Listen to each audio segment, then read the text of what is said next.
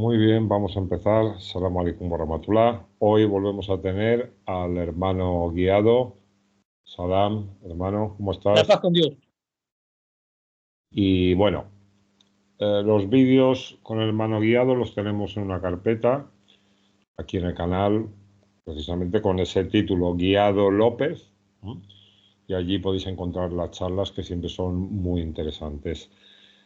Hoy vamos a continuar el vídeo que hicimos aproximadamente hace un mes, titulado La intervención del poder en las religiones. En aquel vídeo tratábamos sobre el Islam y hoy vamos a ver un poco la perspectiva desde lo que sería el cristianismo, ¿verdad, Guiado? Correcto. Muy bien. Pues bueno, vamos a empezar. ¿Qué tienes para decirnos? A ver, venga, Guiado. Intervención del poder político en el cristianismo. Ajá. En esta época de secularización y descreencia, esta época, bueno, dura varios siglos, la tendencia, muchas veces se habla de la influencia de la religión, de las religiones clásicas, en la sociedad, en la política, y también como los dirigentes políticos se envuelven bajo la bandera religiosa para justificar sus acciones. Eso sí se tiene más o menos conciencia de ello, ¿no? Pero muy pocas veces se habla de la intervención del poder político, sobre todo del poder político, en las religiones.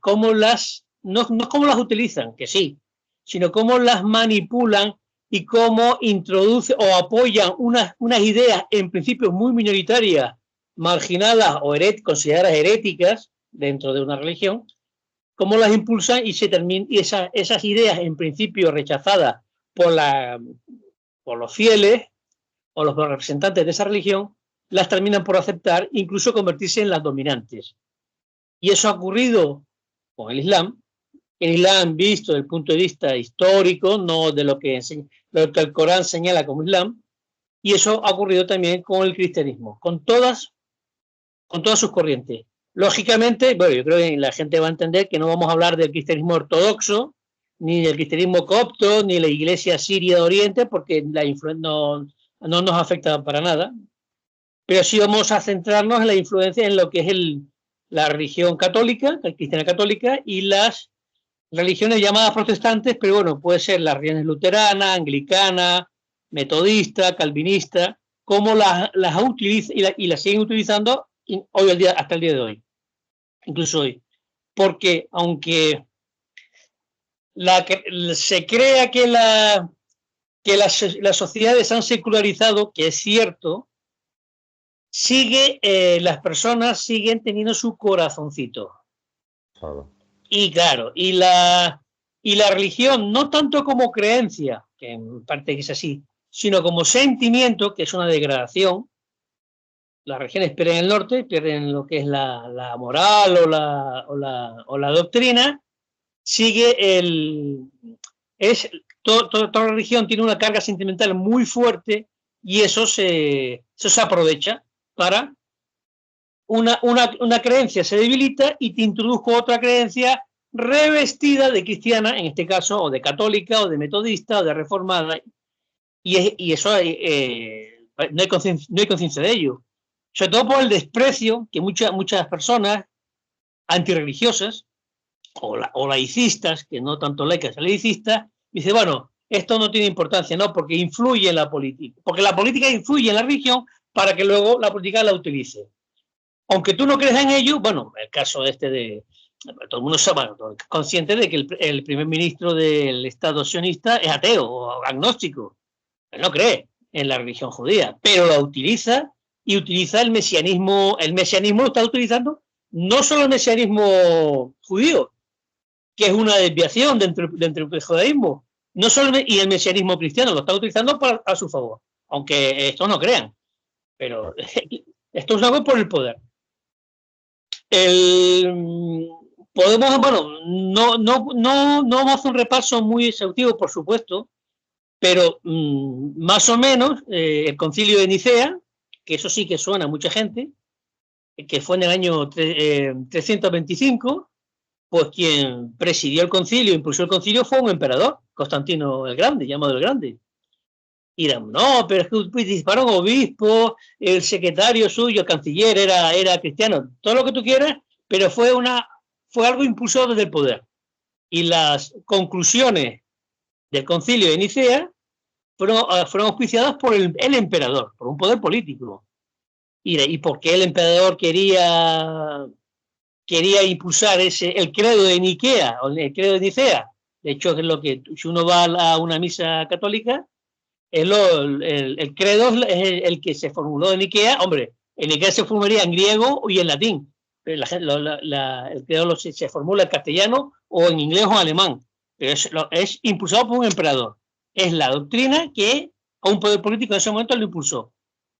¿Por qué razón? Yo no voy a entrar ahora mismo en el siglo IV, pero es que es consciente que el poder, si impulsa algo, es por algo. Dice, no, es porque el poder quiere la verdad. Señores, el poder lo que quiere es el poder. Exactamente. Quiere poder, es verdad que muchas veces el poder quiere, ¿cómo se llama? Autáxico, quiere poner orden, quiere que haya, bueno, que el país prospere bajo su dominio, pero quiere que prospere, que haya orden. Bueno, muchas veces sí es así. Pues eso, digamos, sería la parte amable, que a veces ocurre.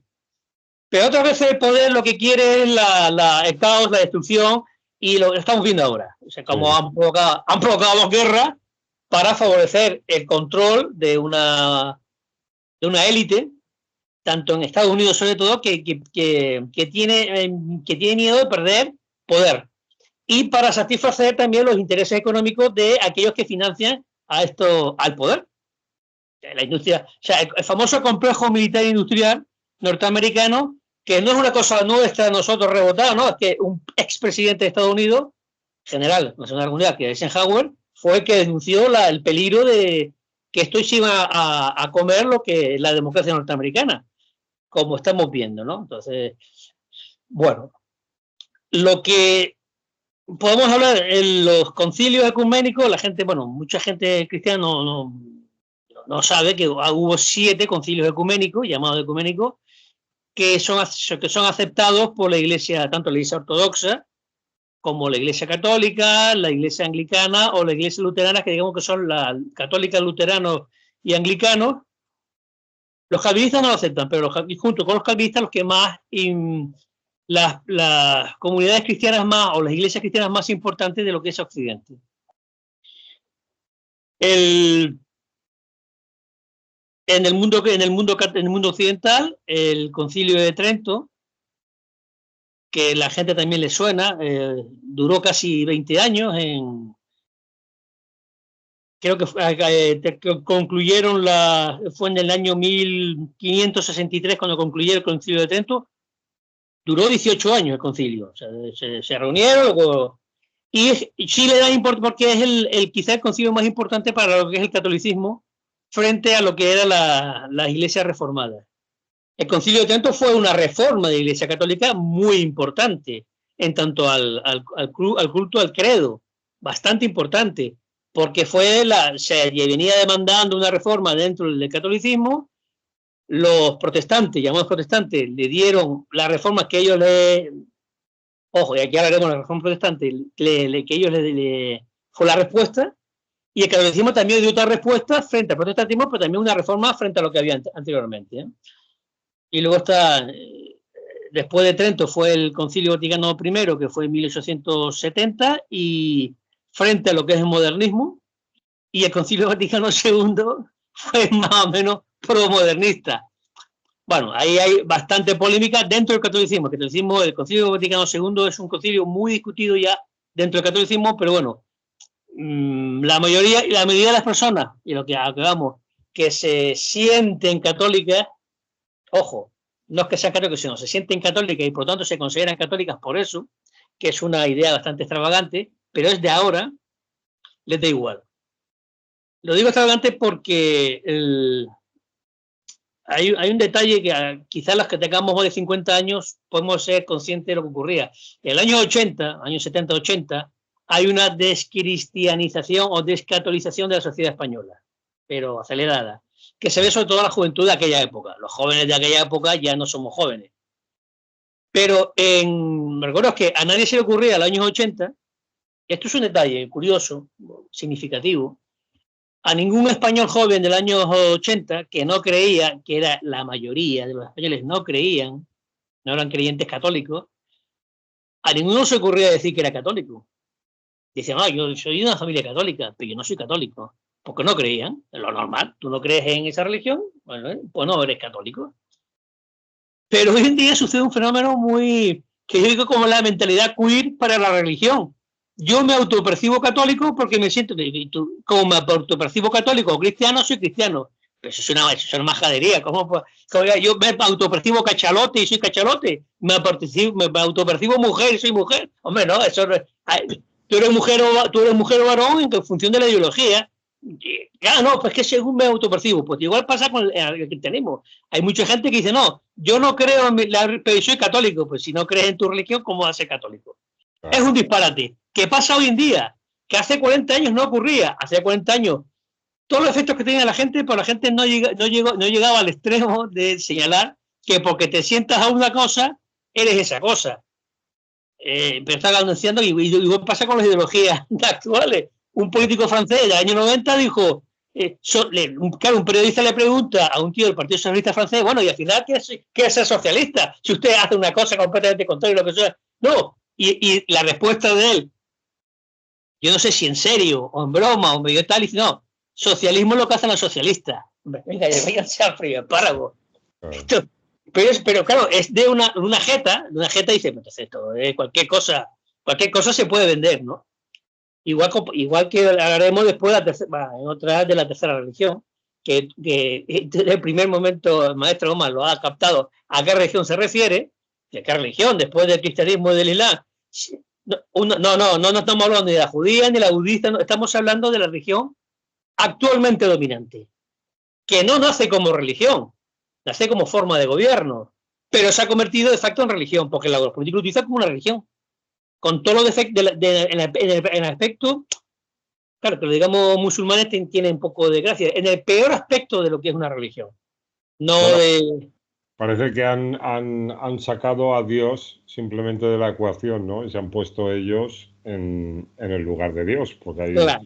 Los preceptos, los ideales, los valores religiosos, porque es verdad, no dejan de ser religiosos, pero sacando a Dios de la ecuación.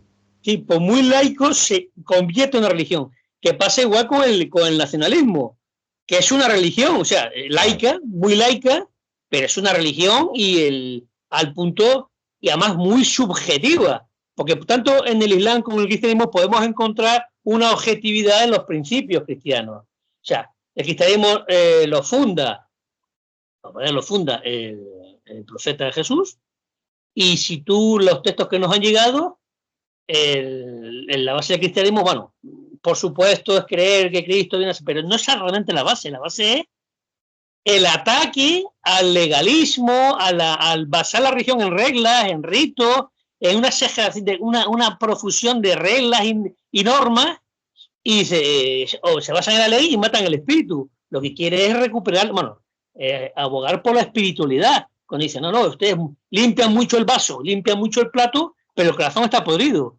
Y no porque tenían norma de que si un judío tocaba a un gentil, a un romano, a un griego o a un inquilaquio, no, aquí es lo que lavarte. Y dice, esto no te va a decir que el que toque a un infiel no significa que tu corazón se oscurece. Eso es una cosa interna. Pero eso de hecho es la parte del cristianismo que es lo que coge fuerza. Y es lo que le interesa a muchísima gente fuera de lo que era el mundo judío. Y a un judío le interesa también él.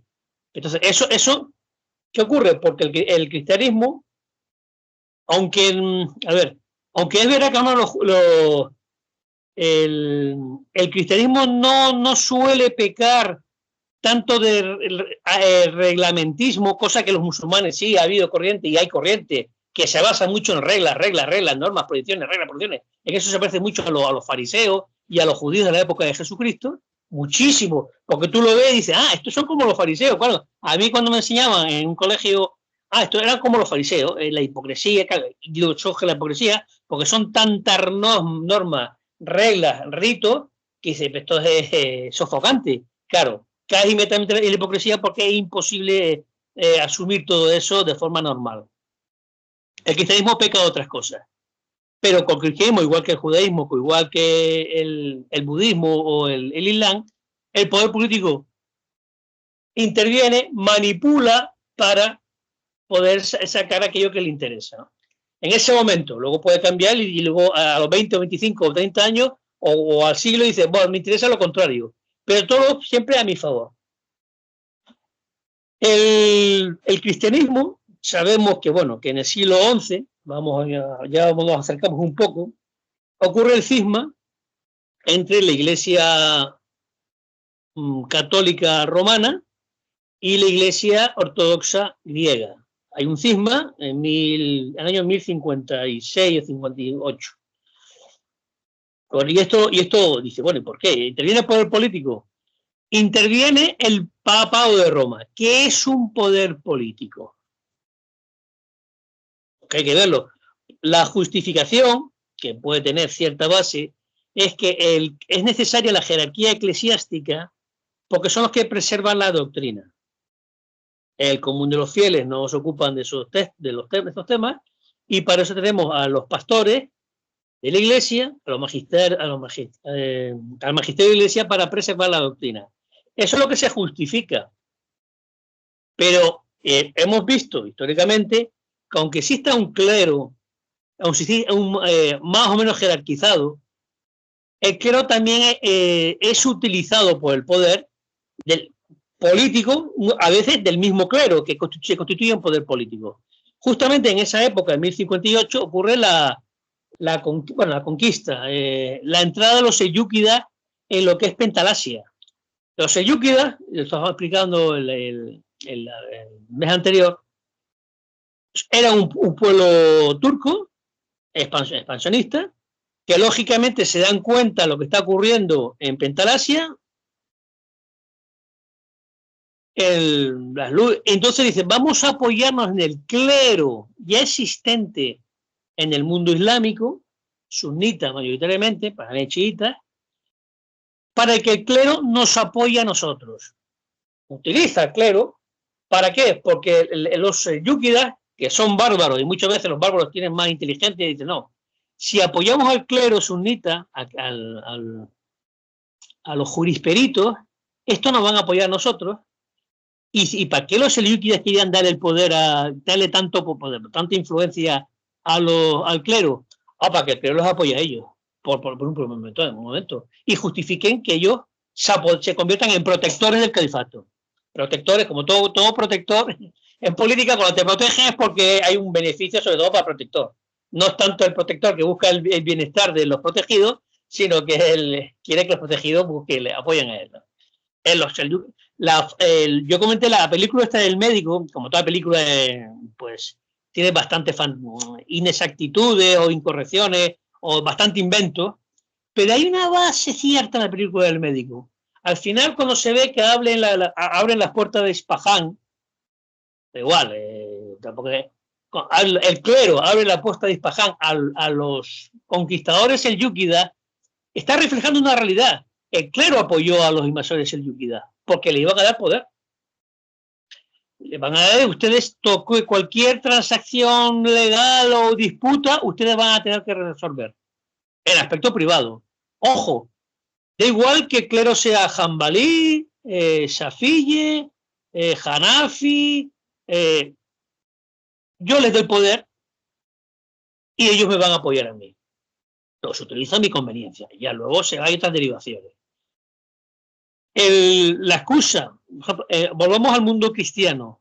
El cisma se origina, la excusa, hay un debate teológico que puede ser muy importante, pero podemos estar convencidos y que en el 99,9999% de los creyentes romanos, latinos, eslavos o griegos, esto del Espíritu Santo, el encaje entre de la Santísima Trinidad, que si Espíritu Santo viene del Hijo, del Padre, eso se les escapa, y se le escapa a todo el mundo porque no hay quien lo entienda.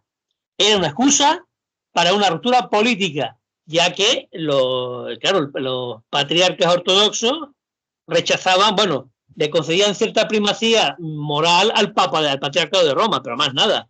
No, pero el patriarcado de Roma lo que quería tener el poder como un príncipe de la Iglesia Universal. Y esto dice esto que se niega, ¿no? Claro, luego el papado de Roma va apoyando a los reinos occidentales, a los reyes occidentales que reconocen la autoridad del Papa. Por ejemplo, al duque de Normandía, que se llamaba Guillermo el Bastardo, y cuando conquista Inglaterra ya no es Guillermo el Bastardo, sino Guillermo el Conquistador. Pero la Iglesia del el papado apoya a Guillermo el Bastardo porque va a decir, no, voy a poner a la Iglesia inglesa bajo obediencia papal romana.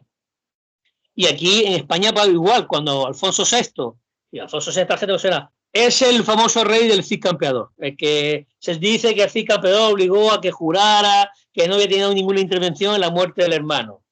Bueno, pues él pone la Iglesia hispana, que estaba unificada, tanto en la parte cristiana como musulmana, era una sola comunidad eclesial, se llama a esa iglesia mozárabe. ¿Por qué llama mozárabe? Porque hay un rito en el cual hay una unidad, hay unos ritos que son únicos, tanto en la parte cristiana, tanto en Aragón, como en León, como en Navarra, y en la parte de la andaluz, era la misma iglesia. Pero el rey dice, no, voy a poner, por lo menos, entonces era Castilla, León y Portugal, era todo el mismo reino, lo voy a poner sometido al Papa de Roma, con un nuevo rito, que es distinto de la iglesia hispana, a la cual se le denomina despectivamente mozárabe. Se llama mozárabe de una forma despectiva. Y porque el rey quiere tener poder.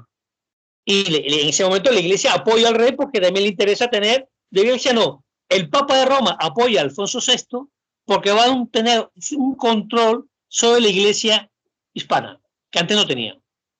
Esto es en los mismos años en los cuales Guillermo el Conquistador hace honor a su nuevo sobrenombre. Pero dice, pues estos son cuestiones de poder, sí, pero no interviene en la doctrina. Ojo, porque claro, dice la doctrina esto que si el Espíritu Santo viene del Hijo también, mientras el otro es el filioque, famoso, que dicen que no, que eso nadie lo entiende. Dice, bueno, esta cuestión teológica que poco influencia tiene en la vida de la gente. Bueno, eso es un primer paso. Luego vienen otros pasos que sí van a tener.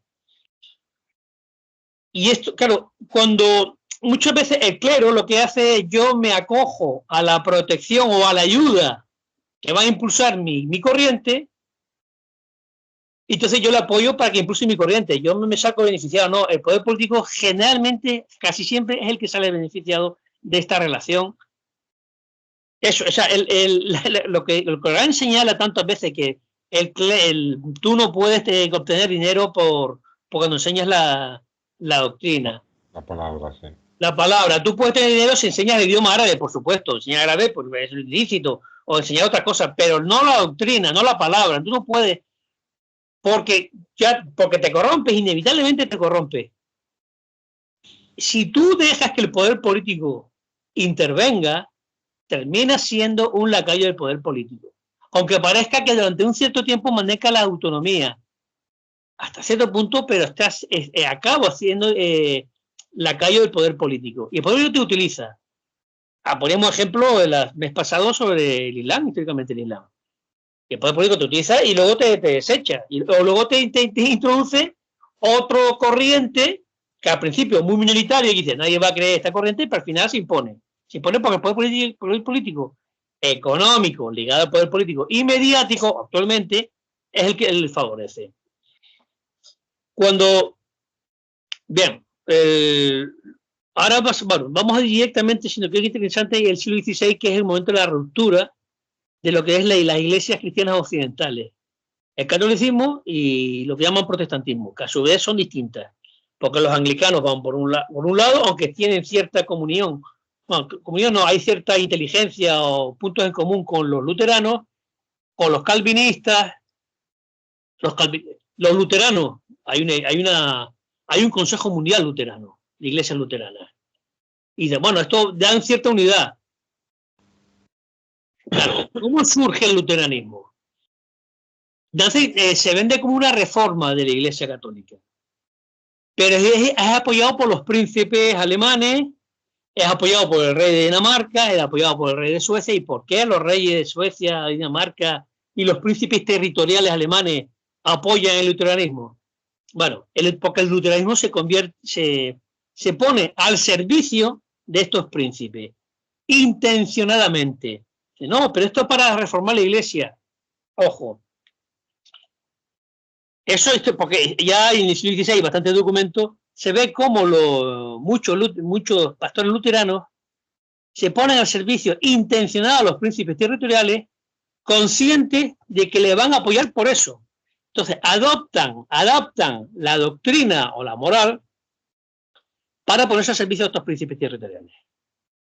Esto es algo que por eso los apoyan.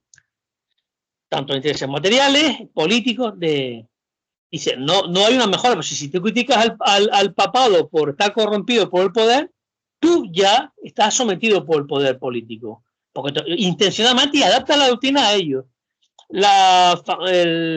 Aunque el debate teológico, el debate doctrinal, moral sea importante, está ya contaminado por la intervención del poder político, que no es que el príncipe Mauricio de Nassau, bueno, este es del siglo XVII, o el príncipe de Alta Sajonia, quiera una doctrina especial, no. Lo que quiere es que la Iglesia le diga, tú puedes ser el jefe de la Iglesia y tú tienes cierto poder de intervención.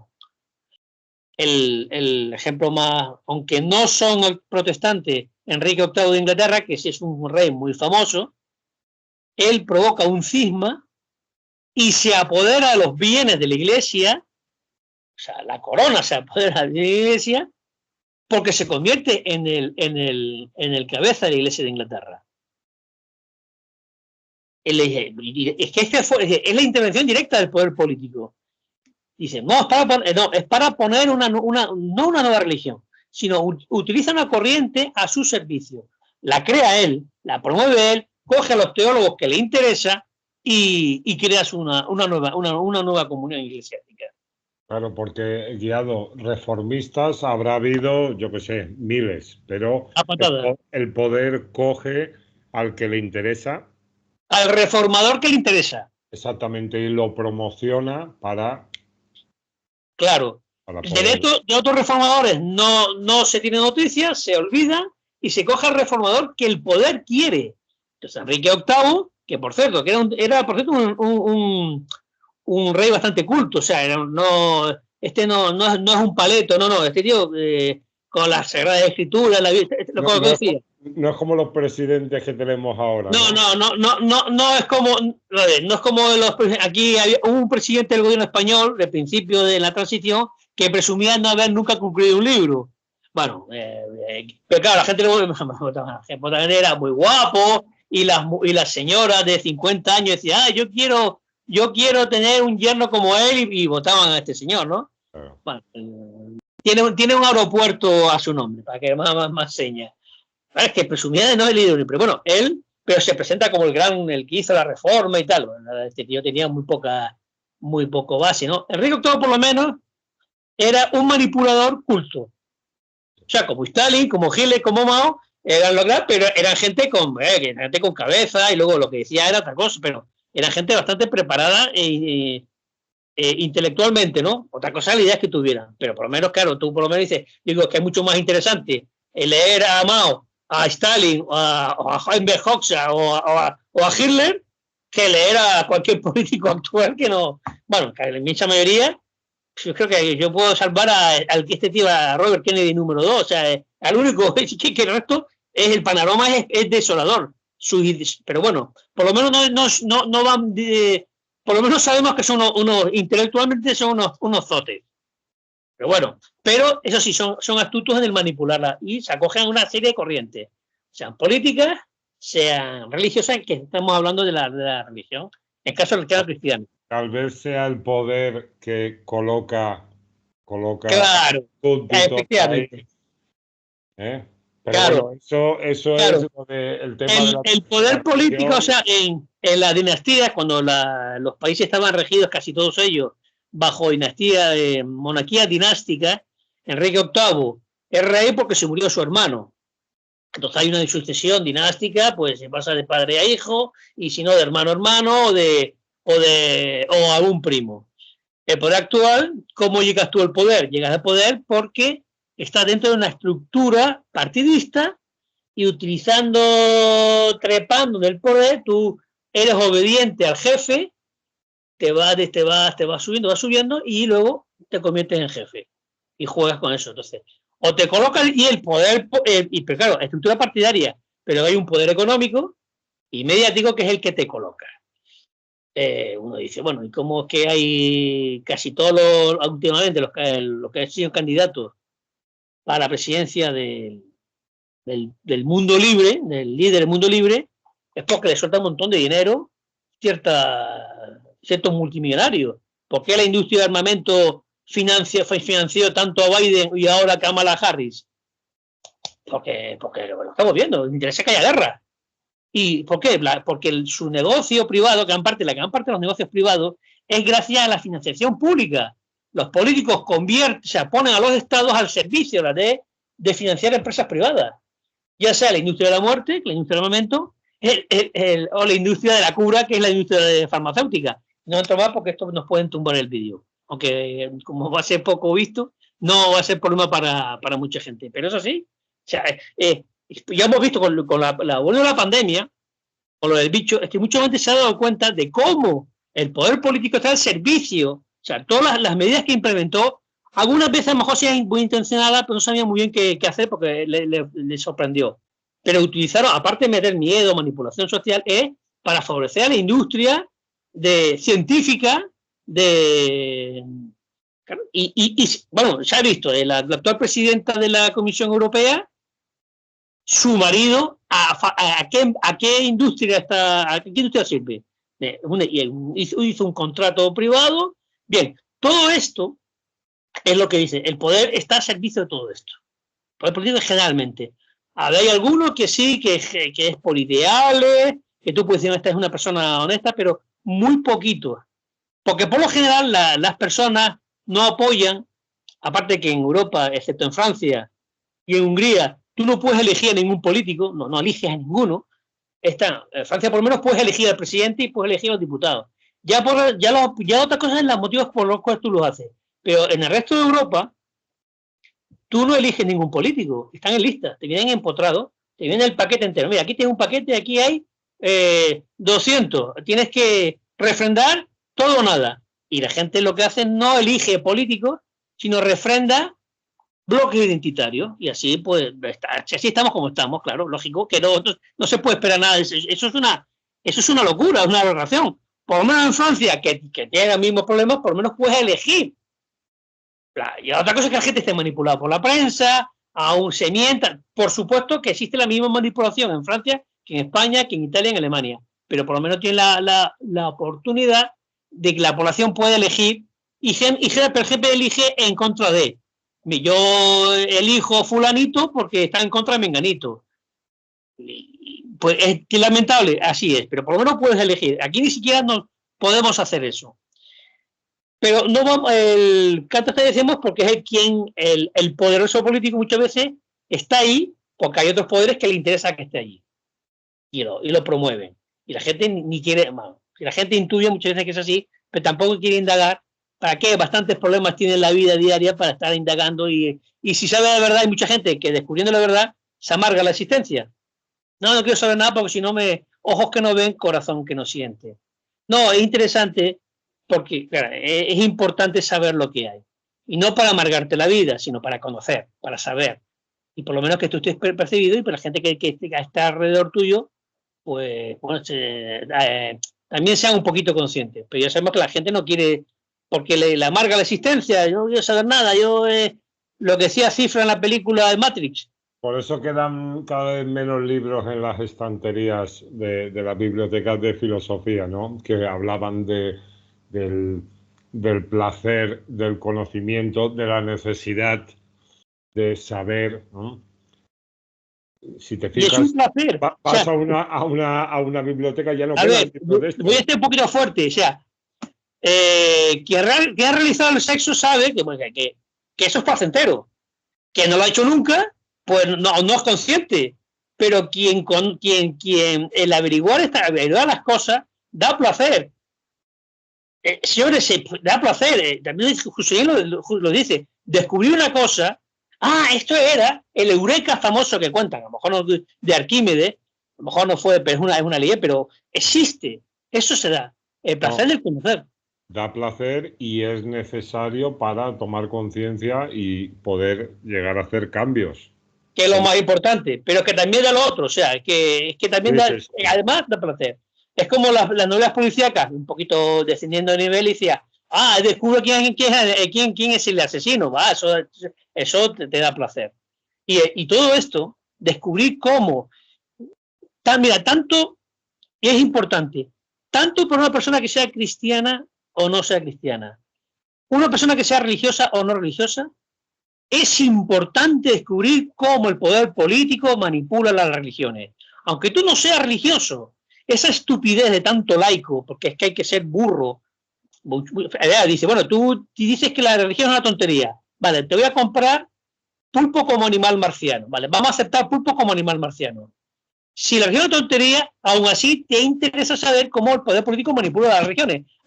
Entonces tú estás cayendo una tontería mayor. Solo quieren celebrar las fiestas aquí en España, que son todas religiosas. Todos los días de fiesta que hay, sí. Es el día de Santa no sé qué, el día de San Juan, el día de... Eso sí, pero... Claro, vale, y tú digo, bueno, fiestas, como los paganos hispanos en su día. No, el jueves era el día de fiesta y tal, y después te va jueves y ya está. Y vino el cristianismo, no quitó el jueves, ponemos el domingo. Entonces decía, vale, pues jueves y domingo, las dos. Y claro, durante bastante tiempo se mantenía el jueves y el domingo, hasta que el cristianismo, no, hay que quitar el jueves. ¿Cómo que el jueves? No, pero es que no, el jueves es una fiesta pagana. Da igual, seguimos con la fiesta, claro. Sí. Eso no me parece nada mal, ¿eh? O sea, por lo menos. Pero claro, hay que ser un poquito coherente. A ver, yo me invita en Navidad, pues yo, claro, celebro con la familia en Navidad, pero yo no estoy celebrando nada, yo estoy aquí en familia, no me vengan con historias. Claro, pero bueno, es lo que hace también la mayoría de cristianos, ¿eh? Por desgracia, hay un pasotismo total y se nota mucho, pero es lo que decimos, o sea, lo que has dicho tú al principio. Hay un sentimiento en el fondo, porque claro, Europa es cristiana, o sea... Mayoritariamente viene, en menos países como Albania o Bosnia-Herzegovina, donde hay una importantísima, pero desde hace siglos, de población musulmana, casi todas las poblaciones de Europa, no nos vamos a Tartaria, en el Alto Volga, pero son de legado cristiano, para bien y para mal. No es ni bueno ni malo, es simplemente ser consciente de ello. Pero claro, si tú eres pasota, hombre, a ver, una cosa es que tú mantengas una fiesta o unas costumbres por una cuestión familiar, y es perfectamente lícito, pero no me vengas a decir que eso te hace cristiano, y muchísimo menos.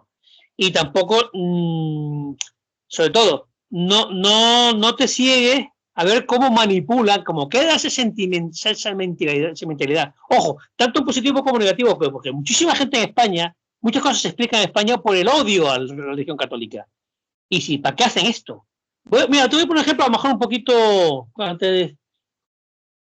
Eso fue en el año 80 y pico, ¿no? Había un jugador de fútbol del Madrid muy famoso que se llamaba Emilio Butragueño. La gente joven sabe fútbol, sí. Y un día le sacaron una fotografía en la cual es un una jugada, le sacaron el pene. Claro. Y claro, algunos periódicos pusieron esa fotografía. Y claro, dice, ¿a cuánto de qué? Bueno, dice, bueno, es algo obsceno, es una invasión de la privacidad de este hombre que no quería. Y entonces me recuerdo, comprando yo en el estanco, sé que el dueño del estanco era del PSOE. Y entonces, quiero decir, que él comentó de forma despectivamente en la prensa por hacer eso. Dice, es una falta de respeto. ¿A cuánto de qué hacen esto? Y otro que estaba allí, que también era del PSOE, le dijo, no, me parece muy bien lo que hacen. Uno decía, uno juzgaba el hecho como algo poco ético, nada ético, pero otro, en fin, que es el mismo partido, pero una mentalidad distinta, no. La Iglesia Católica todavía tiene demasiado poder en España y esto, como fastidia la Iglesia, está bien que lo ponga. O sea, ojo, esto ya es una anécdota, ojo, pero refleja, durante todo este tiempo muchas veces me cuento que mucha gente actúa por odio a la religión de la cual ellos vienen. Pero no saben asumir su falta de que han dejado de ser cristianos, pero no asumen que dejan de ser cristianos, o sea, asumen que dejan de ser cristianos, pero no lo asumen con normalidad. Bueno, deja de serlo, ya no, es como, no tienes por qué denigrar continuamente, y lo busca todo vamos a hacer daño a la Iglesia Católica, que es una aberración, porque estupendo, es como, vamos a hundir el Titanic porque me cabrea el contramaestre. Sí, pero un el Titanic también te fastidia tú. ¿Sabes para mí qué es lo peor? Que esta ideología que hoy en día nos está atropellando se ha podido crear gracias a que la gente ha abandonado los valores del cristianismo. Claro, abandonan los valores del cristianismo. Claro, tú dices, bueno, no saben, a ver, no asumen. Bueno, tú puedes abandonar muchas cosas del cristianismo, para algunas cosas positivas del cristianismo, ¿no? No, el rechazo es visceral. Encima, y tampoco, y yo muchas veces, no, tú abandonas lo mejor del cristianismo, pero te quedas con lo peor del cristianismo. Y con el Nampa se escucha el cristianismo, digamos, vulgar. Tú en el fondo eres ¿cómo se llama? Sí, reniega. Yo no discuto eso, porque nosotros también nos pueden decir que ustedes son unos renegados del cristianismo. No somos renegados, sino somos musulmanes. Y no atacamos lo positivo del cristianismo, al contrario, lo reivindicamos. Pero lo que no podemos hacer es solamente como especie, como una mujer o un varón despechado, ahora voy a cargar contra mi ex. Y cargo, y encima, claro, asumo lo negativo, por ejemplo, el sectarismo, asume el exclusivismo, que hay unas cosas peores del cristianismo, es el exclusivismo que muchas veces se manifiesta, y resulta, y solamente tu posición en la vida es hacer el daño, tú crees que está haciendo daño al cristianismo. El detalle que he hecho la fotografía de Emilio Butragueño es porque, claro, a mí yo tenía un poco, yo tenía, no tan joven, tenían 21, 22 años, y a mí me sorprendió cómo había gente con tanta carga. Y dice, claro, son gente que en el colegio de religioso, o incluso estuvo en un seminario, o sea, que no hay mejor ateo, o sea, que el que sale de un seminario sale cargando y de forma rechazándolo todo, o aparentemente rechazando todo. Digo, no, hombre, no mezclen las cosas. Pero actúan en contra de él. Y ahí pasa con mucha gente, antiguamente, gente que había sido, lo digo mismo también, gente que había estado en el Partido Comunista. Bueno, fueron comunistas, dejan de ser comunistas, no voy a criticar eso, porque claro que no, pero claro, no me vayas ahora, te pasas al otro extremo y resulta que todo es, cualquier cosa que te suene socialista, justicia social, es aberrante, y eso hay que ir contra ello. No sabes asumir que has dejado de ser una posición, pero te vas al otro extremo, pero cargando con las mismas cosas negativas de lo anterior, o sea, muchas veces ya. Tú has cambiado de camiseta, pero sigue siendo el mismo elemento que comete penalti, y falta y patada, y no cambia. Sí. Es como el que es un criminal o un chiflao y se mete en una religión y continúa siéndolo y se vuelve un radical dentro de esa religión o un extremista. Pero no es que se vuelva, es que el tío ya viene así de... Ya venía cargado de fábrica así. Del otro lado, claro. Y utiliza la religión para eso. Bueno, porque todo esto es porque lógicamente hay residuos cristianos y no asume ese... Quieres cargar contra... Y lo que hace es empeora, no mejora. Entonces, ese rechazo a la religión es también rechazo a cómo se manipula la religión. Aunque tú dejes de ser cristiano, te interesa saber cómo manipula la religión. No, pues todo es lo mismo. Es como aquella mujer que tiene mala experiencia con varones y dice todos los varones son iguales.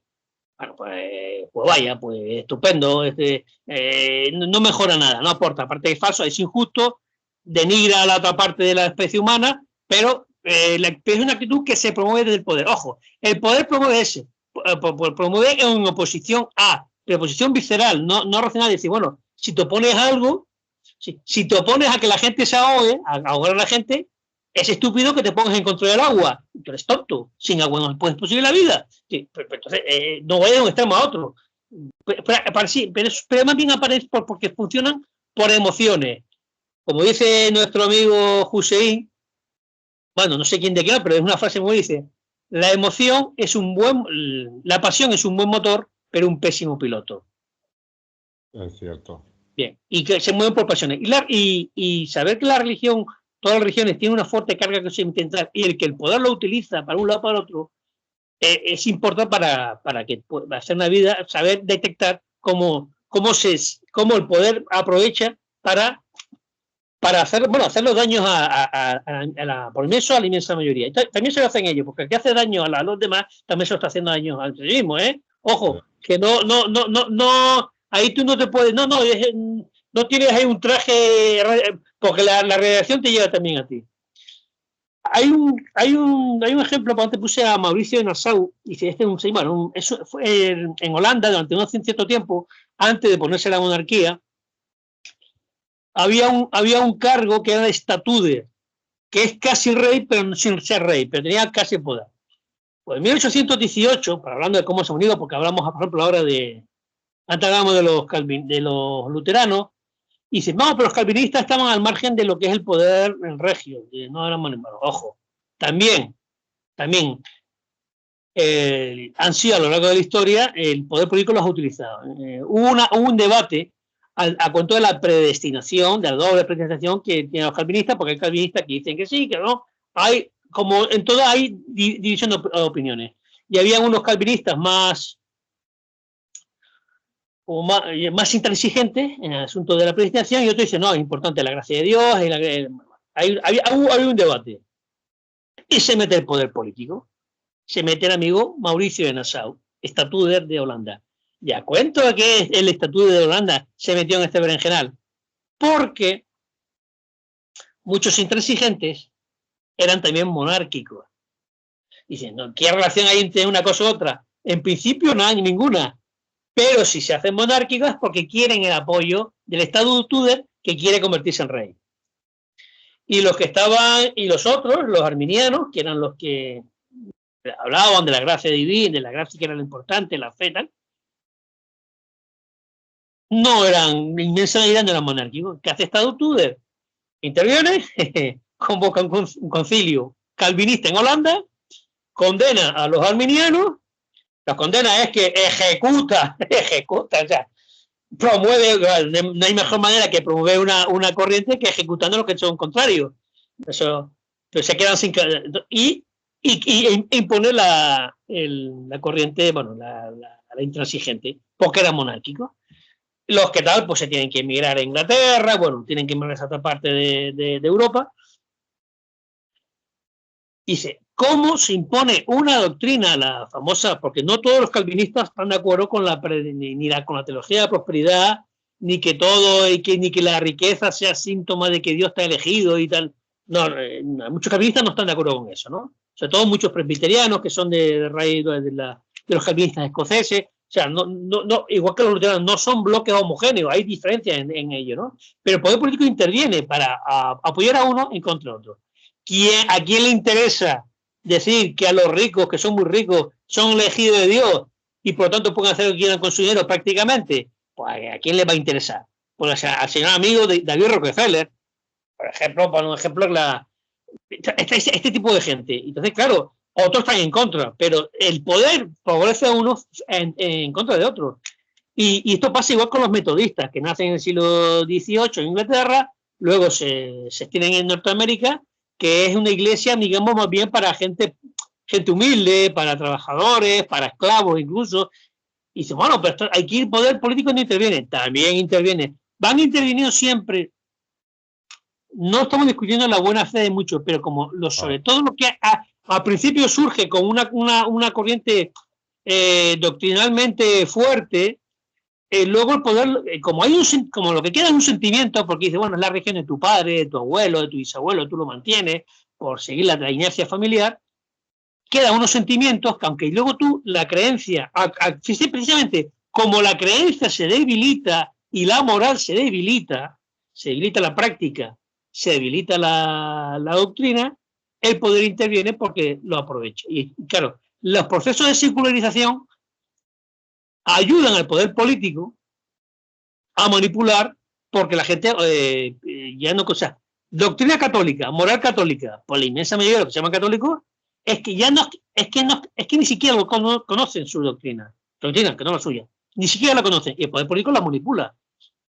Pasamos, por ejemplo, vamos a pasar directamente a lo que es voy a poner otro ejemplo de un candidato muy popular a finales del siglo XIX y siglo XX en Norteamérica, que era William Bryan.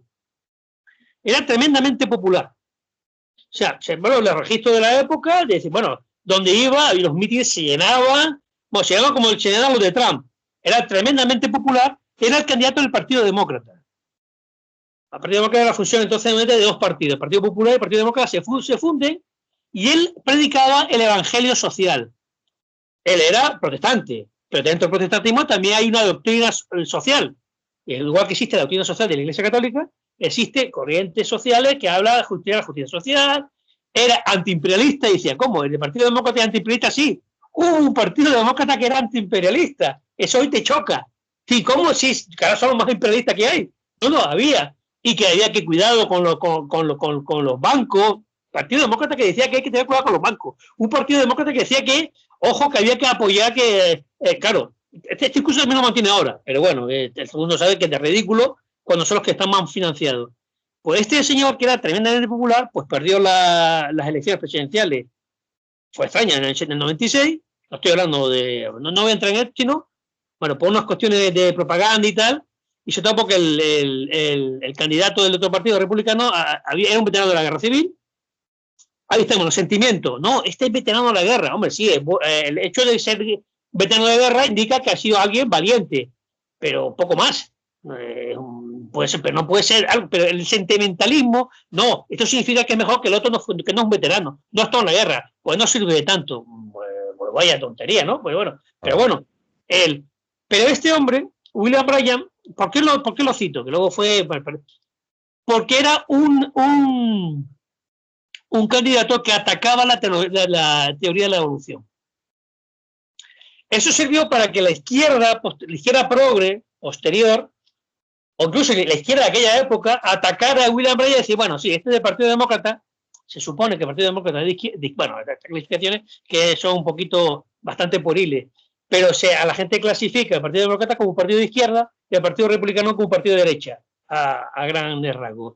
Pero atacaba a William Bryan porque no atacaba la teoría de la evolución. Claro, ¿por qué atacaba la teoría de la evolución? Atacaba la teoría de la evolución darwinista, porque decía que eso favorecía a los más poderosos. Pues claro, porque el darwinismo, que lo coge Spencer, lo que hace es justificar que el que tiene el poder puede machacar al débil, el fuerte machaca al débil porque es la ley natural. Y claro, William Bryan se daba cuenta de para qué servía la teoría de la evolución darwinista y la atacaba con fuerza. ¿Qué hace? Que los progresistas, como quieren fastidiar a los cristianos, ya sea a los cristianos anglicanos, a los cristianos episcopalianos, a los cristianos metodistas, a los cristianos luteranos, que en general estaban en contra de la teoría de la evolución de Darwin, y a los católicos, dice, bueno, como que lo que queremos es fastidiar a los cristianos, vamos a promover la teoría de la evolución darwinista. Oye, que hay más teoría de la evolución que puede ser la de Kropotkin, que no habla de la lucha a muerte entre especies. Kropotkin habla de la transición de que las especies colaboran entre sí, que es un equilibrio entre especies y que es bueno para todas las especies, no busca que una extermine a la otra. No, esa no la... Sí, como el objetivo es fastidiar al cristianismo, a las iglesias cristianas, vamos a promover claro, está favoreciendo entonces el imperialismo y el clasismo. Le da igual, hay que fastidiar al cristianismo. Entonces tú que te mueve No te mueve el amor al pueblo, ni favorecer a los débiles, te mueve otra cosa, te mueve el odio al cristianismo. O sea, es un farsante. Y a William Brandt pasó, digamos, fue desacreditado intelectualmente.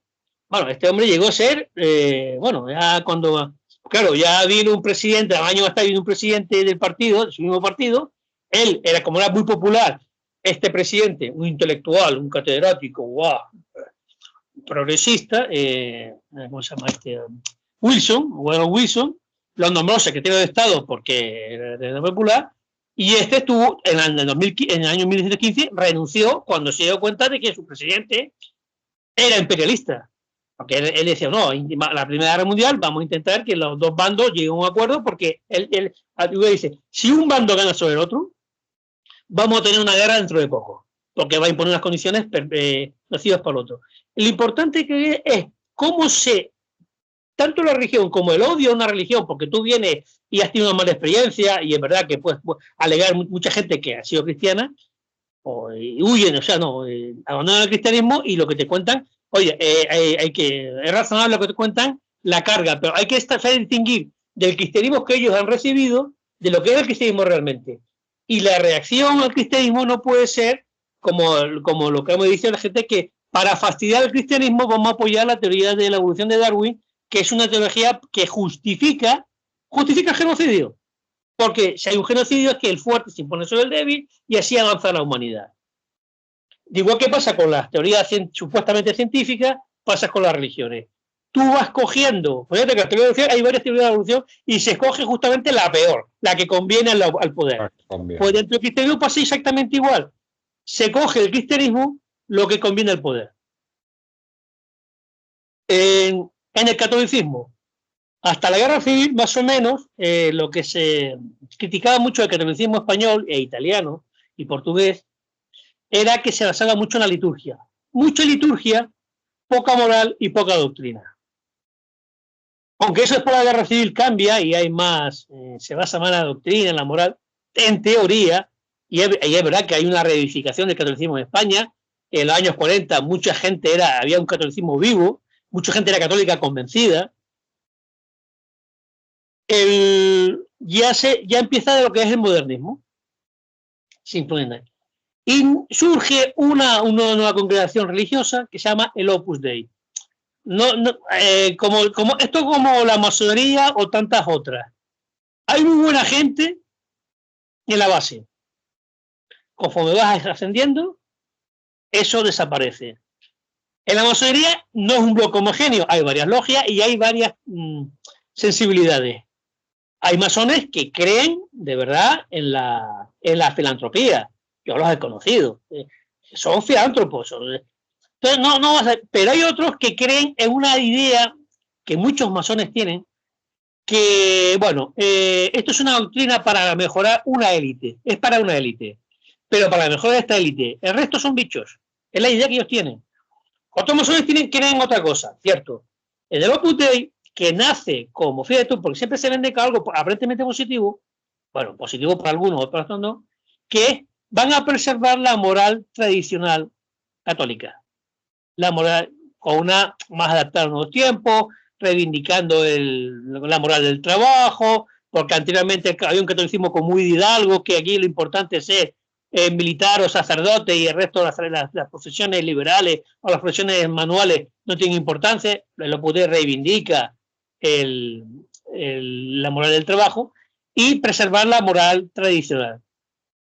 Eso es la apariencia. Yo digo que mucha gente es lo que atrae, por lo cual mucha gente se ve atraída. Pero el Opus Dei introduce dentro del catolicismo ideas que el catolicismo consideraba hasta ese momento aberrantes.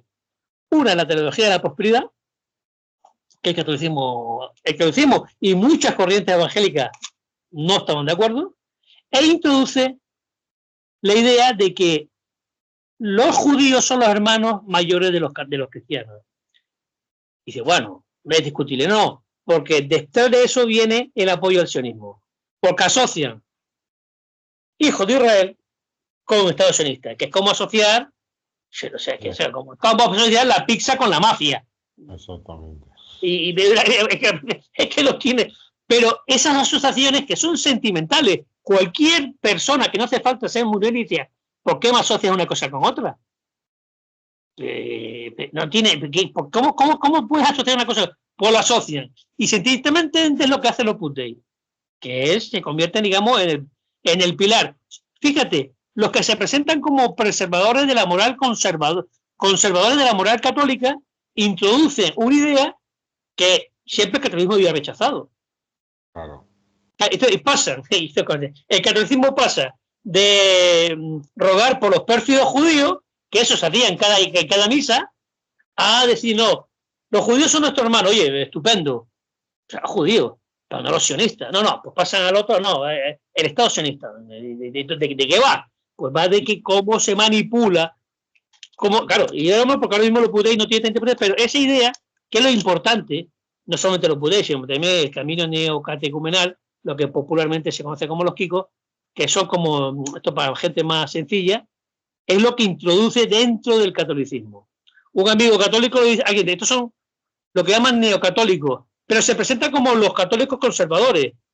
Ojo, muchas veces lo que se presentan como lo conservador o restaurarlo en la religión primitiva son los que introducen ideas, vamos a decirlo, más heréticas, las más alejadas de la religión que es primitiva. En ningún momento en el cristianismo se considera un pueblo es el elegido y por tanto el hecho de ser elegido dice, eso es elegido para dominar a los demás y digamos ordenar a la comunidad para el bien de todos. No, es elegido porque se pone por encima y solo actúa en beneficio de esa minoría en contra de la mayoría y legitima a ser los elegidos. Tú no se considera elegido por encima de los indios porque iban, uno dice, bueno, somos superiores a los indios, pero así los organizamos y para beneficiar a los indios. Esa es una idea equivocada, pero por lo menos no excluye a los indios, no. Esto es, el mejor indio es el indio muerto porque somos superiores a ellos. Ahí son ideas, dos supremacismos, uno no es excluyente, es equivocado, porque te coloca por encima del otro, pero el otro es excluyente y dice, yo te puedo eliminar porque tú eres inferior. Y además es un pecador y es denigran. Y conforme vas perdiendo tu moral, conforme vas perdiendo tu doctrina, tu creencia, más excluyente te vuelve. Porque te basas en el odio al otro. Ya no te basas en una idea, en un principio, sino te basas en el odio al otro. Y lo único que te justifica es el odio al otro. Como ojalá en la política. Tú dices, oye, ¿tú por qué votas a fulano? Al partido del pingüino. Al partido de la oca. Porque odio los partidos del pingüino y el partido de la oca. No. Aunque yo reconozco que su partido es infumable, pero por oposición al otro. Por odio. Ya no es a favor de nada. Claro, no se tiene en cuenta ni ideales ni nada, es una cuestión de odio. Sí, los ideales, incluso antes eran una excusa, ya ni siquiera son excusas, es solo odio. Y esto que, por supuesto, esto no satisface a nadie. Cuando solo te mueve el odio, lo principal que tiene es el odio, hay una frase. Es lo que pasa con los nacionalismos. ¿Qué es lo que mueve? ¿Qué es lo que mueve al nacionalismo ucraniano o al nacionalismo catalán o al nacionalismo español en su momento cuando surge como fuerza? El amor a España, en absoluto. Lo que va a mover el nacionalismo español actualmente no es el amor a España, ni la hispanidad, ni la historia, es el odio al moro. Lo que mueve el nacionalismo catalán no es el amor a la identidad catalana, no, es el odio al español, a lo español. Y el odio a lo que tú ves que tienes en común con el resto de los españoles. Entonces odias más al resto de los españoles, a los españoles. Lo que mueve el nacionalismo ucraniano no es el amor a Ucrania, lo hemos visto. Se han provocado una guerra, porque van a destrozar el país. Es el odio a los rusos, a los ucranianos que son rusos, a los ucranianos del este, y el odio a los rusos. ¿Por qué? Porque históricamente, lógicamente, Ucrania y Rusia han estado muy ligadas estrechamente. Pero claro, es el odio. Aunque yo no, pero bueno, fíjate tú que cuando fue la separación de la India, que por supuesto los británicos estuvieron detrás ahí metiendo fuego, pakistaníes con los indios, musulmanes contra hindúes, estaba dividido y vencerá. La India se separa, es el país más grande, más rico, más industrializado, incluso el Punjab se divide en la mitad y la parte pobre queda la parte de Pakistán y la parte rica la parte de la India. Se supone que los que tienen que estar más acomplejados son los pakistaníes. Había un idioma común, que era un idioma culto, que es como se entendía, bueno, se habla en inglés para entenderse todo. Había un idioma culto que era el urdu y el hindi, que era el mismo idioma. que es como el serbocroata. El serbocroata el serbocroata es el mismo idioma en Serbia que en Croacia. Habrá alguna variante dialectal. El serbocroata en croata se escribe en latín. El serbocroata en Serbia se escribe en cirílico o cirílico. Es la única diferencia que hay en la escritura. La diferencia que había hace 70 años, entre 80 ya, entre el hindi y el urdu, era que el urdu se escribía en árabe y el hindi en sánscrito. Nada más. Era el mismo idioma. Hablando, se entendían. ¿Qué pasa? El nacionalismo hindú, llevado su odio hacia la tradición árabe, la tradición turca y la tradición persa, empieza a depurar el idioma hindi, es decir, a cambiarlo. Y ahora no hay manera de entenderse. Uno que habla en urdu no se puede entender uno que habla en hindi, porque es un otro idioma. Lo han depurado por odio al otro, ¿no? Porque rechaza la herencia del otro. Pero que, ¿cómo así? Oye, que tú eres en parte la herencia del otro. La política ahora con la presidente de México y el presidente anterior, que le exige al rey de España que pida perdón por fueron los conquistadores, que es como decir que tú exiges al presidente de Siria que pida perdón por la conquista omeya, o le exige a la Giorgia Meloni que pida perdón por la conquista romana, o al presidente de Túnez por la conquista cartaginesa. Es algo completamente ridículo, porque España o sea, es también los árabes, los moros, los cartagineses, los romanos, los celtas, han aportado a lo que es España. ¿Cómo vas a negar? Es como decir, no, yo reivindico a un tatarabuelo y el otros 15 tatarabuelos no digo yo. ¿Cómo vas a negar de tu herencia hispana a México? México es hispano, es lo que da unidad a México, es lo que crea México. Si tú no niegas, pues claro, pues eso que tanto se critica con razón en la España peninsular, a México, a todos los gobernantes mexicanos, es lo mismo que tiene el nacionalismo español con respecto a los árabes y a los moros, lo mismo. No, es que es menor, claro que es menor la herencia, claro, porque hubo un proceso de una ingeniería social de erradicar lo que pecó. Es que los gobernantes mexicanos llevan 200, muchos, no todos, pero muchos gobernantes mexicanos llevan 200 años, influenciados en parte por una masonería antihispana, que no sé por qué tiene que ser antihispana, pero es esta corriente nacionalista mexicana quiere hacer en México lo mismo que los indigenistas peninsulares hicieron con los árabes, con los musulmanes y con los moros. Lo mismo. Dice, pues vamos a depurar de hispanidad, pero que si tú depuras de hispanidad a México, es otra cosa. Y además, no asumes tu herencia. Habrá cosas, bueno, puedes criticar lo malo, pero para ellos es todo lo español es malo, pues te estás negando a ti mismo. Bueno. Y en España, es que yo he dicho, ¿no? Que aquí la gente se dice, ¿cómo? Que dice, ¿no? Es la negación. Porque, volvemos, cuando tú manipulas una religión, sobre todo utilizas el odio sectario. Hay aquí unas peleas tremendas entre católicos y masones, en vez de decir, bueno, en vez de que se peleen entre ellos, ¿por qué no ven las cosas positivas de los masones?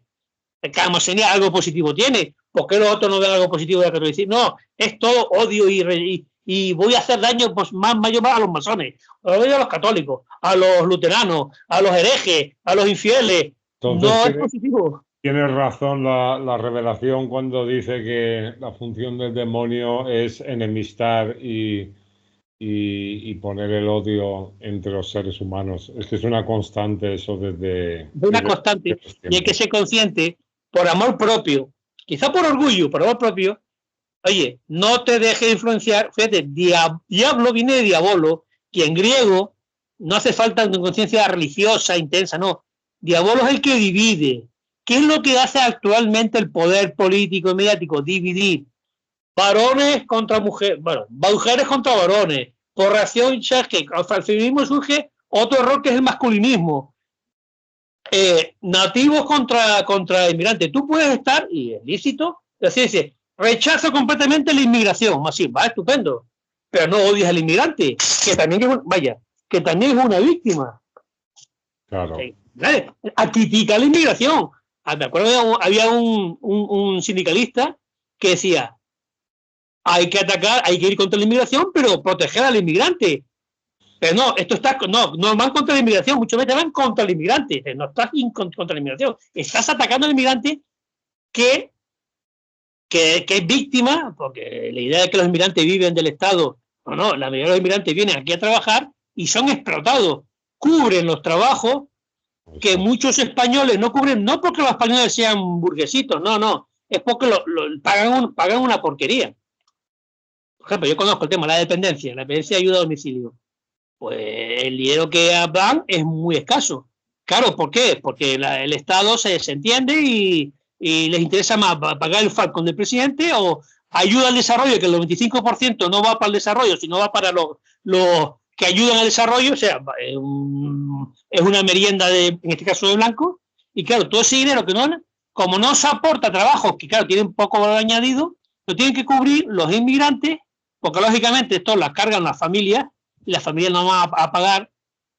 Hay trabajos que no pueden pagar porque no aportan una producción, sino es ayudar a alguien necesitado, a una persona que lo que hace falta es que le limpien, le cuiden y tal, y eso no aporta casi nada. Aporta un beneficio social, pero no económico. Y como los trabajos estos son, y mucho del trabajo del campo, el campo español pues está como está, poniendo a una política que muchas veces yo creo que lo que quiere es que cargarse el campo, cargarse a la gente del campo. Que no haya, que haya hábitat sin habitantes. Como buscan eso, entonces, claro, el trabajo está muy mal remunerado. Entonces, claro, se explota al inmigrante, negro, moro, sudamericano, se explota en una serie de trabajos que los españoles no quieren cubrir porque aportan muy. Tú dices, pues, carga contra el fenómeno, aporta una solución, pero no cargues contra el inmigrante que está encima explotado y estás generando resentimiento. ¿Por qué digo esto? Porque los mismos que promueven el odio contra el inmigrante son los que a los inmigrantes le promueven el odio contra los nativos. Y tú escuchas, pues, y no hace falta gente que luego hay una especie de racismo anti-español. Pero no te das cuenta que eso es lo que quieren los mismos, que son los que promueven la división y el odio entre uno y otro. Y eso al poder lo aprovecha de forma fenomenal. Y la gente parece que no se da cuenta de decir, no, si es eso lo que busca el poder. Y en la manipulación de las religiones casi siempre interviene el odio. El odio, los monitores. Es que el enemigo es el otro porque es de otra creencia. Da igual, es de otra creencia y eso es lo que hay que atacar. Bueno, hermano Guiado, llevamos 1h20. ¿Quieres añadir algo más sobre este? Esto que muchas veces que podemos ver que predicamos contracorriente, y es verdad, es para no solamente desfacer en tuerto, sino que nos demos cuenta que aunque no le demos importancia a las religiones o a una religión en concreta, el poder cuando influye en una religión, eso nos afecta a todos, también a los que no son de esa religión. También te interesa saber que si o tu vecino que tiene unos sentimientos, que no va a dejar esa religión por lo que sea, y está bien que no la deje, no tiene por qué dejarla. Si se ve influido por unas ideas que el poder político promueve, eso te va a afectar a ti también. Porque tú vives en el mismo país, en el mismo mundo, y a mí lo que está ocurriendo en Oriente Medio es porque la religión, tanto judía, pero sobre todo las cristianas, católicas y llamada evangélica, que muchos ya no son evangélicas, sino son neopentecostales y no siguen, fíjate, escogen no el evangelio, ni nada del evangelio, sino siguen el Deuteronomio, que habrá cómo se introdujo dentro del judaísmo ese libro. Sí, hay normas, no es la ley mosaica, no es la ley mosaica, sí, hay otras cosas, como decía la correligionaria argentina, una parte oscura. En la Biblia hay una parte oscura, y muy tremendamente oscura. Hay una parte satánica. No hace falta, hay que verlo. Y en el mismo texto tú puedes decir algo, aquí esto es una maravilla y esto es oscuro, tenebroso. En el Deuteronomio se dice cómo, algo que durante miles de años los judíos no han practicado. Han practicado la segregación, pero no el exterminio. Pero en el Deuteronomio se justifica el exterminio, se dice abiertamente que la tierra está para los hijos de Israel y los hijos de Israel pueden exterminar a los que no son del hijo de Israel. Aparte de que decir, bueno, que da igual quién es hijo de Israel o no, esto es como cuando perseguían a los brujos, da igual si esa señora es bruja o no es bruja, no tienes por qué quemarla. Que encima la inmensa mayoría no eran brujas, pero es que aunque fuesen brujos no estaba justificada quemarlos. Da igual quién son los hijos de Israel, que por supuesto no son, porque los judíos son una mínima parte de los hijos de Israel, pero digamos de dónde viene. pero es que eso no justifica el exterminio. Pero utilizan, y los que utilizan esta parte no son creyentes o no creen en la religión, pero utilizan esto para justificarse y de ser respaldado por la, Guiado, mira, por la segunda religión de que hemos hablado y por la tercera que hablaremos en el próximo capítulo. pero Guiado, a ver, hemos hablado en el episodio anterior sobre el Islam, hemos tocado el cristianismo. ¿No crees que tendríamos que hacer uno sobre el judaísmo? Porque me parece que ahí... O lo conectas con la tercera religión. No, lo conecto con la segunda más que con la tercera, que también con la tercera. ¿Por qué? Porque el judaísmo directamente no influye en la Occidente. El judaísmo es muy minoritario. Influyen corrientes cristianas que aparcaron el evangelio. Dicen, no, es el evangelio como el Antiguo Testamento. No. El luteranismo, por cierto, que el luteranismo odiaba a los judíos. Vamos, el odio antijudío de Lutero era mayor que el que podían tener la inmensa mayoría de los católicos. El luteranismo nace odiando a los judíos, pero más que los católicos. Pero cogen el Antiguo Testamento. ¿Qué pasa? Al coger el Antiguo Testamento, ahí está la trampa. Oye, es que la base no, es que hay que leer, sí, pero es que el Antiguo Testamento, si tú no puedes cogerlo como palabra de Dios. Tú tienes que decir, bueno, una parte sí, otra parte no. No, el luteranismo coge que, igual que el calvinismo, todo el Antiguo Testamento es palabra de Dios. Ahí está la trampa. Te introduce también, por ejemplo, el Deuteronomio, que sirve para justificar, por ejemplo, el principio de otra manipulación que hubo en Inglaterra a partir del siglo XVII. En Inglaterra se desarrolla, ojo, entiéndase bien, el anglosionismo nace no para defender al pueblo judío, no. El anglosionismo nace porque Inglaterra, según los puritanos, Inglaterra es el nuevo Israel. Está el viejo Israel, los hijos del viejo Israel y los hijos del nuevo Israel, que es Inglaterra, la Inglaterra puritana. Y eso el Deuteronomio lo llevan al Nuevo Mundo, a América del Norte, para justificar el exterminio de los indios de norteamericanos. Ojo, porque el anglosionismo no nace para favorecer digamos, al Israel con la estrellita de 6 puntas. No. Nace para apoyar al colono, no son 3 colonos, al colono puritano inglés frente a los irlandeses, que se justifica el exterminio de los irlandeses, utilizando el victimismo también. Dicen, mira lo que hacen los católicos con los valdenses de Calabria. Sí, los valdenses que llevan 4 siglos en Calabria tranquilamente, y en la guerra de los 30 años se empieza el exterminio de los valdenses de Calabria. Entonces, Cromwell agita siempre el victimismo, otra cosa básica. Mira lo que están haciendo con los católicos. Sí, es una cafada lo que hacen con los católicos. El poder político, en este caso español, con la minoría valdense que llevan allí 4 siglos sin molestar a nadie. Y acaban con ellos. Pero eso sirve para los luteranos de Suecia, para que la monarquía luterana de Suecia extermine a los suecos católicos, que una parte de los suecos eran católicos, y son exterminados por el poder regio, y sirve para que Cromwell justifique la matanza de irlandeses en Irlanda, utilizando esto. Y justifique el anglosionismo, en Chile, el que nace como no para favorecer, insisto, a los judíos, sino a los cristianos puritanos, el nuevo Israel, para justificar sus acciones en Norteamérica. Pero Guiado, hay una influencia judía en todo lo que es la cúpula de poder. Lo ves en todos lados, en los medios de comunicación, en tecnología, en la economía. Fíjate que yo no niego eso, pero es una parte del judaísmo, aparte de eso tú y yo estamos de acuerdo, es una parte del judaísmo lo que influye, pero lo que sobre todo el anglosionismo, el apoyo a Israel no viene tanto de los judíos, que son una minoría, sino viene de ese cristianismo de las dos religiones que viene del cristianismo manipulado por el poder, neopentecostales, que es una corriente que surge hace 110 años en Norteamérica. En el siglo XIX eso no existía, el neopentecostalismo. El neopentecostalismo que abandona el evangelio, dice que lo utiliza, pero realmente se convierte en algo secundario, es que es el Espíritu Santo el que interviene por la fe y la piedad directamente a los creyentes, no hace falta gran parte de la Sagrada Escritura, y dice, bueno, ¿qué tiene que ver eso con el sionismo? no, porque viene a decir, ellos van a es como antes contábamos lo de persona en Holanda.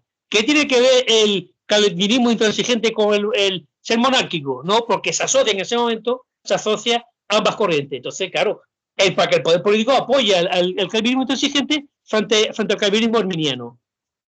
Entonces, hay una asociación que tiene que ver en la idea del que te puedes curar por la fe, y el neopentecostalismo con que es una corriente cristiana completamente irracional, que tiene que ver con el sionismo, porque se introduce una idea que es una herejía para los evangélicos y es una herejía para los católicos, que es el dispensacionismo, que tiene dos variantes, pero el dispensacionalismo que a nosotros interesa es decir, no, Dios da dispensa para que un poder cometa las atrocidades que quiera, que tiene que cometer, porque aunque el medio es malo, el fin va a ser bueno. Esto es decir, Dios escribe recto cuando el error es torcido. Sí, pero ojo, que cuando tú cometes un crimen, tú eres responsable de ese crimen. Y aunque indirectamente el fin vaya, claro, pero eso es el destino. Ahí no tienes tú justificar. Como hay una corriente de decir, no, porque es una profecía que dice que cuando solo haya judíos en Palestina, vendrá Jesucristo y pondrá su reino en la tierra. Claro, eso hace gente que mucho se ría, pero eso es lo que hace que una parte de los cristianos apoyen el sionismo. Yeah. Pero que es una idea olla, pero lo utilizan para eso. Y tiene influencia. Y tú ves que tú coges las televisiones y tú lo que llaman, y debe ser que las televisiones evangélicas, que no son evangélicas, que son o neopentecostales, dispensacionistas, pero claro, se visten de evangelismo para engañar a la gente. Claro, y eso, están apoyando a los sionistas completamente. Y aparece eso como un cristianismo regenerado, que es esto que va, claro. El poder político apoya eso. Y apoya, esa es la base. Pero tiene dos bases el sionismo, en este caso. Ese cristianismo adulterado, tanto en el seno del catolicismo como en el seno del general que se dice protestante, que es muy variado, pero los neopentecostales es algo que hace un siglo a un protestante normal, metodista, luterano o presbiteriano, eso le parecería aberrante, porque era una aberración. Ya se ve como algo normalizado, se normaliza. Eso lo utilizan en favor en este caso, de la industria de armamento, del Estado sionista, porque aparece otra tercera religión, en este caso segunda religión, en apoyo del sionismo, que ya lo haremos en el próximo capítulo. Pero que en general es como es una idea que al final, al principio de la política, se utiliza como religión. Claro. Vale, pues lo vamos a dejar aquí guiado, llevamos 1 hora y media. Y bueno, haremos dentro de poco, si Dios quiere, la tercera parte. Y bueno, pues nada, agradecerte como siempre. No, agradecértelo a ti, demonios, que eres el que organiza todo esto. Siempre es tan interesante hablar contigo. Bueno, hermano, un fuerte abrazo y que Dios te bendiga. Hasta la próxima. Gracias. La paz con Dios. Hasta la próxima.